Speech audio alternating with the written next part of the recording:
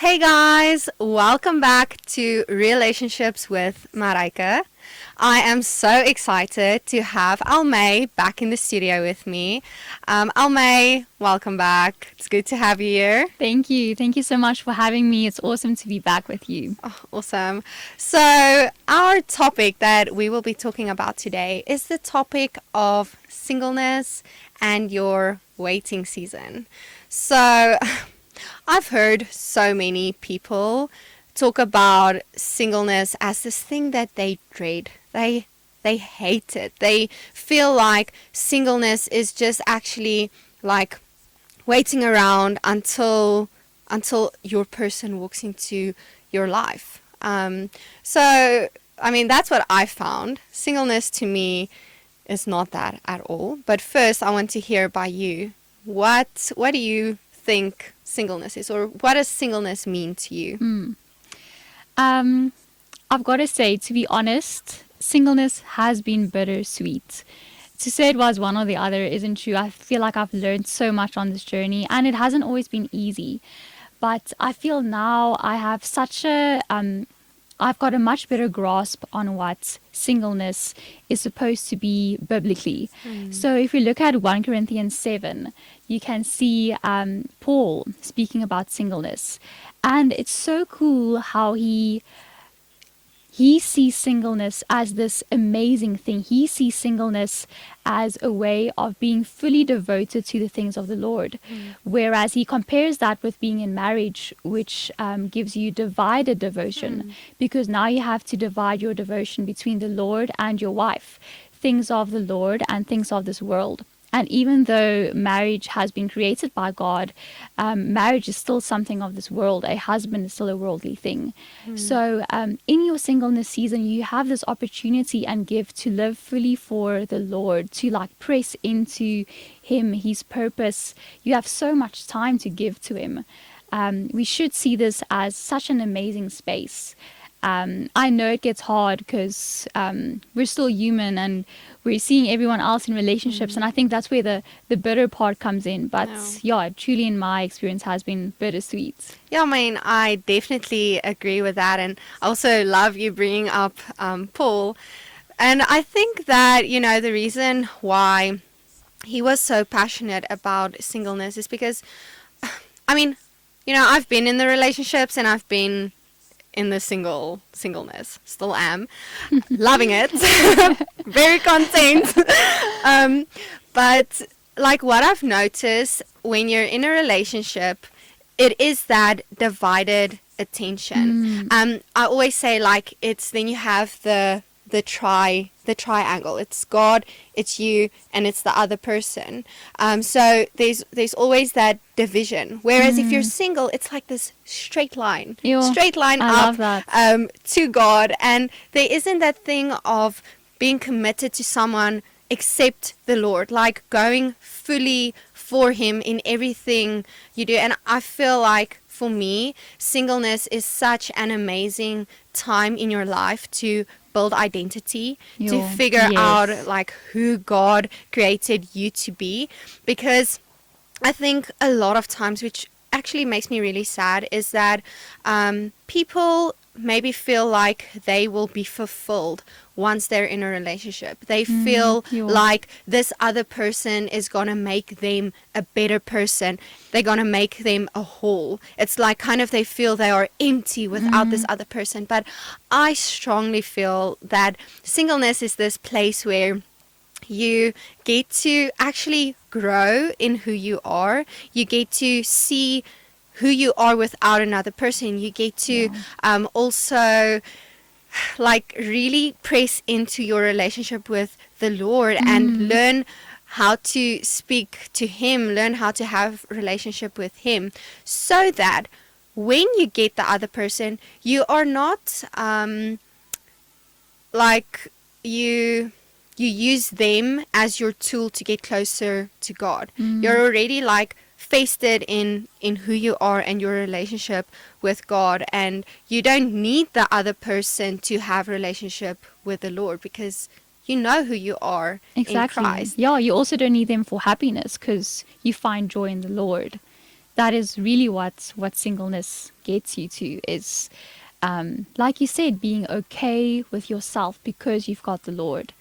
And I mean, like Psalm 23:1 says, like the Lord is my shepherd, I lack no Nothing. thing.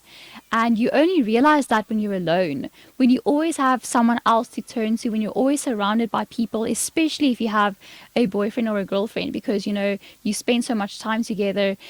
It's hard to really, you don't as easily come to that realization of, I have the Lord and He's enough. Yeah.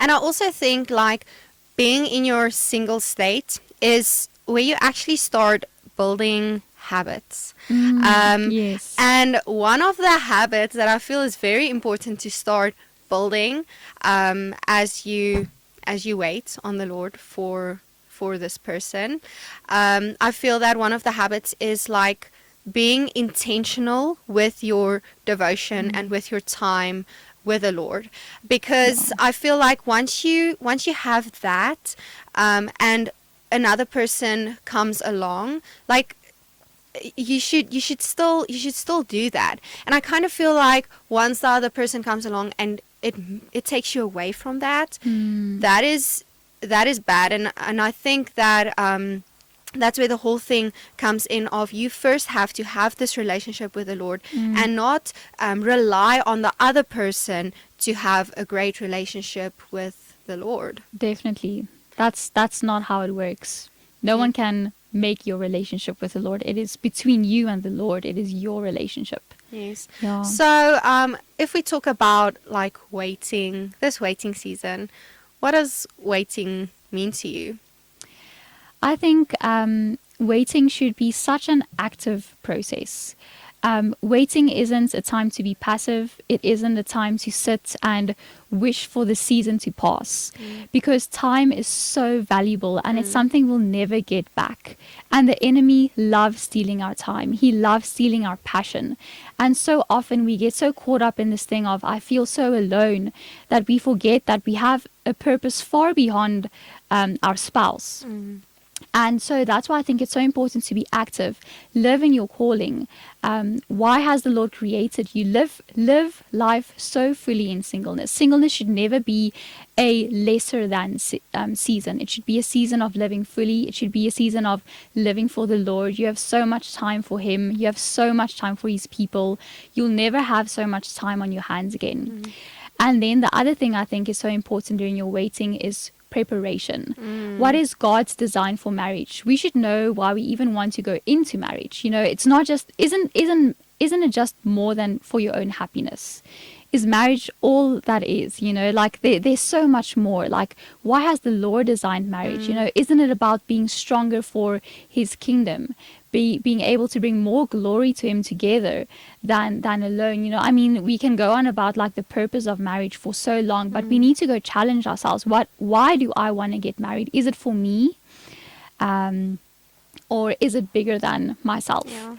And then preparing yourself, so important. Yeah. I think if we actually take our singleness time period and actually do some proper introspection, proper healing, facing your brokenness, realizing or becoming aware of who you are, what do you love, what has the Lord given you a heart for, that is so important. I actually think that can really prevent so much problems that come up later in marriages when people are still trying to prepare, now they're already in marriage or in a relationship, Yeah. whereas if you've already Done the been work so beforehand. done the work beforehand, like waiting is actually so important. It's a time period that we should be thankful for. Yes, I mean, I definitely agree. And I mean, one of the things that I am so passionate about is growth. Like, I always believe that we should keep moving forward, keep growing. And if you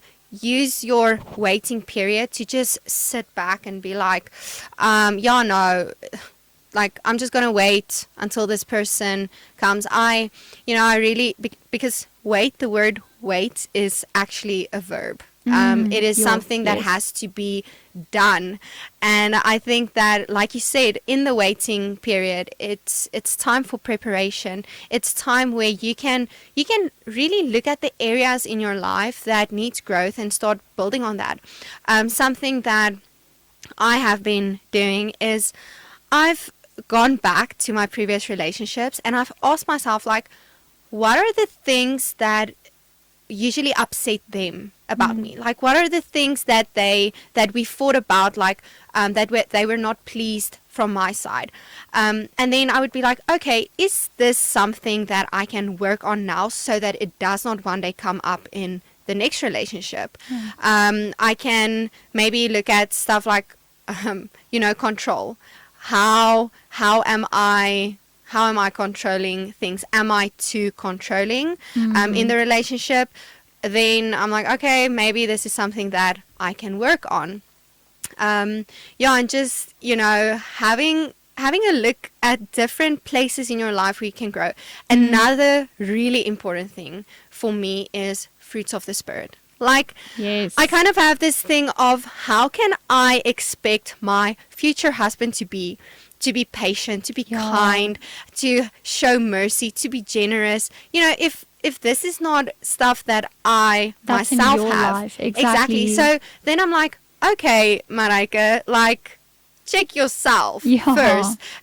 Do you, what's that saying of, are you the person who you're looking for? Like, or are you busy becoming at least that person? Yeah, striving towards that. Because you cannot be looking for something in a person if you don't already have that yourself. Because I feel that is unfair. Yeah, that's hypocritical, Exactly. For instance, if you want this well-built guy or girl, but you sit around and, like, don't do anything about your body, how can you expect to get that? Exactly. Yeah, so I definitely agree. And I think that's so true, because I feel like all of us have a list. Either it's a physical list or a list in our mind of all the things that we want.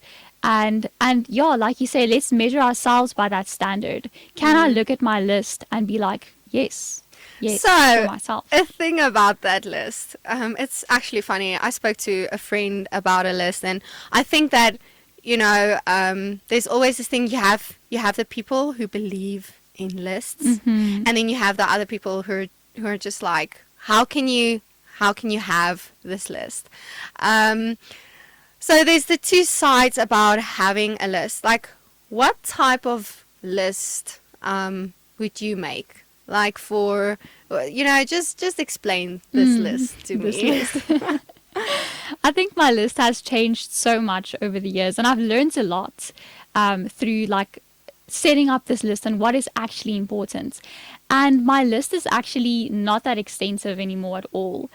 But basically what I require is a man that truly seeks the Lord.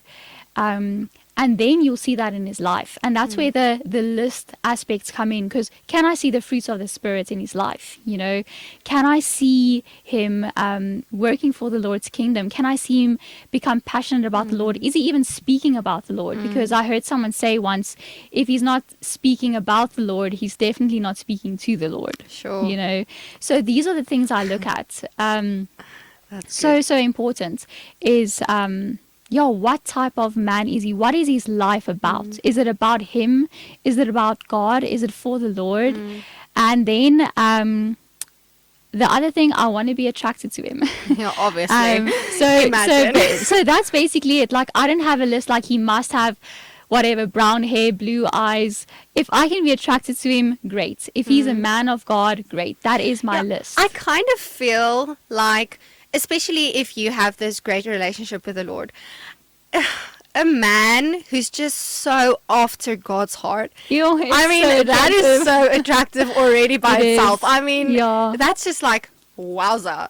I want to get to know you because I can see the Lord in your life. To me, the list thing, I think that sometimes it can be very dangerous to have lists, because then you keep looking at your list and you're trying to find this person, or you're trying to find this list in every person that you meet, and that makes a list dangerous to me. I feel that the godly side of a list is a very good Yeah. aspect to have, because you have to you have to know what you want. If you don't have a dream, if you don't know what you want, then I mean, Yeah, you're not working towards anything. anything, yeah. So It's- I do believe that you have to know what you want, but a list shouldn't be like, this guy has to tick every single thing off my list, or this girl, because that is where the danger is. Because now maybe you meet this amazing person,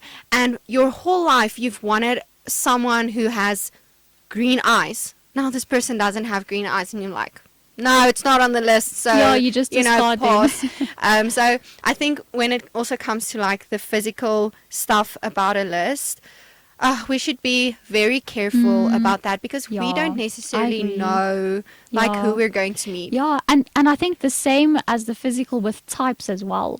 So let's say you're super sporty, super active. Now you only go for the type of super sporty, active guys.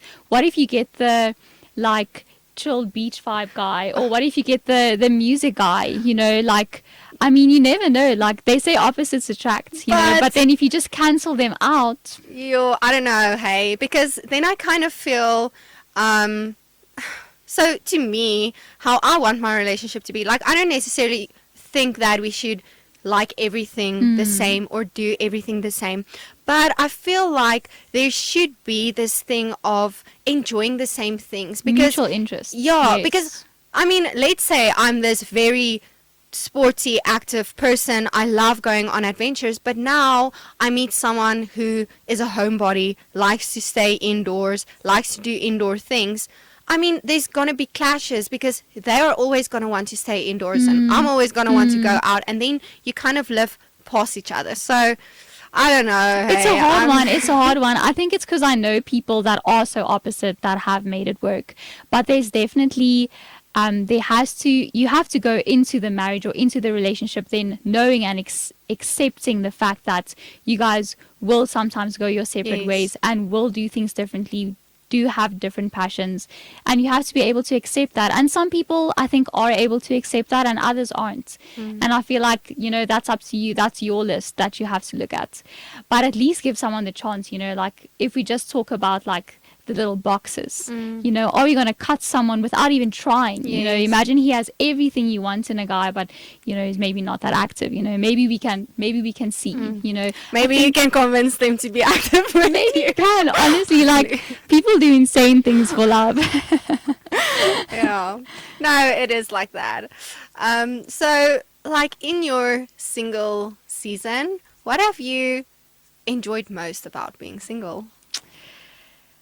I've got to say, learning to do things myself. It sounds like such a basic thing, but learning to be independent, learning to just be so happy with who I am. I don't need anyone to help me with things. I can do it myself now. I learned that. I learned to do the hard things. I learned to find my own way through Mainland Mall, because I used to have a boyfriend that will just like do it for me, and I can fix the TV remote myself and all these Independent exactly. women. And I'm proud of that. I really am independent, and that is good. I can live my own life. I'm my own person. I think that's something that has taken shape only since I've been single, because it's too easy to just let someone who's better at it just do it for you. Yeah. So Yeah, I think also the nice thing about like the singleness is just the free. Don't get me wrong. I'm not saying that you don't have freedom in a relationship, but the freedom to do whatever you want, whenever you want. And kind of like being a little bit selfish with your Yeah, time. Like exactly. you can choose how you want to spend your time. You don't have to be like, oh damn, I have to think about this person as well. Like when I make plans, I have to think about him or her and their Exactly. feelings and stuff like that. So yeah, just the freedom and also I think what to me is it's built the friendships that you Exactly. build, I was because just gonna say yeah, that. because Yeah. what you sometimes, like, what I've noticed is, as soon as people start going into relationships, especially at the beginning, Mm, they're so infatuated with each other, they kind of forget about their friends, and yeah. they and then eventually, after a while, once they've settled into the relationship, then they, start making friends together or get the friends back. So I think, like, now, being the singles, just chilling together, having Mm, fun. mm. Yeah, I mean, that's, to me, what I enjoy about Yeah, I singleness. agree. I feel like use this time to like sort out your bridesmaids, sort out your groomsmen, and then all you need is the guy, and you're ready to go. But yeah, That's a, we need to use this friendship stage with, yeah. Let's make yeah. the most of it. I Yeah, no, definitely think definitely. so. And then, what would you like say you despise the most about singleness? I think it definitely makes you compare sometimes. Um, yeah, I think you're surrounded by people in relationships, and even though you can be content in your singleness, and I do believe I am at in that space, we still do have that desire for a relationship. So sometimes it is hard being the fifth wheel or the third wheel on, all of these outings and stuff, and so the comparison does become hard. But I think it's a thing of constantly reminding yourself of the truth again. Mm, Um, yeah, I'm not defined by a yeah. guy. I'm not defined by a relationship status. Like, that's not who I am. I think one of the stuff that I despise about being single is when people, I hate it when someone tells me, don't worry, you will find someone. And I'm like, I'm not worrying. Like, I know I will find someone. Like, why are you worrying for me? Everyone is worrying for Yeah, you. That's so and true. also, It's like, crazy. I hate it when people ask me, have you met someone yet? Yes. Are you, and then I'm like, why do I need someone? Like, yeah, it's Yeah, nice to sure. have Yeah. someone, but I don't need someone. I don't need someone to fill my life, to make me happy. So Exactly. I must Yeah. say, the questions, I despise that about my singleness, because I mean, I do at this. It took me a while to get where I am today, to enjoy my singleness. Yeah. It's because I started to see the value about Yes. singleness, because there is so much value in Yeah. being single. And I think that a lot of times we wish this season away, Yeah. and we just, we don't think about the value that it can add to our lives. And one thing I feel that the Lord has, like, really told me is, Marika, once this single season is over, it's over. Yeah. You won't be able to get it back. So enjoy it while you have it. Stop rushing. Stop wanting the next season in your life, and the next, and the next, and the next. Because so once you're in a relationship, then you're going to want to get engaged. And once you're engaged, you're going to want to, it's just like this. You Keep just keep going. wanting Yeah. the next thing. So just be in the season of your life right now, and enjoy it. Enjoy being single. Enjoy having the freedom. Enjoy your friends. Take this time of singleness to grow, to learn more about yourself, to ask God, like, Lord, why have you created me? What is my purpose? Where am I Yeah. going in life? Use this time to really build on who you are, and do not think that there's anything wrong with you if you're single, because there's not. This is maybe just a time that you can use to prepare yourself for that time that you are in a relationship. So enjoy your single season, because you don't know when that person is going to walk into your life and everything's going to change.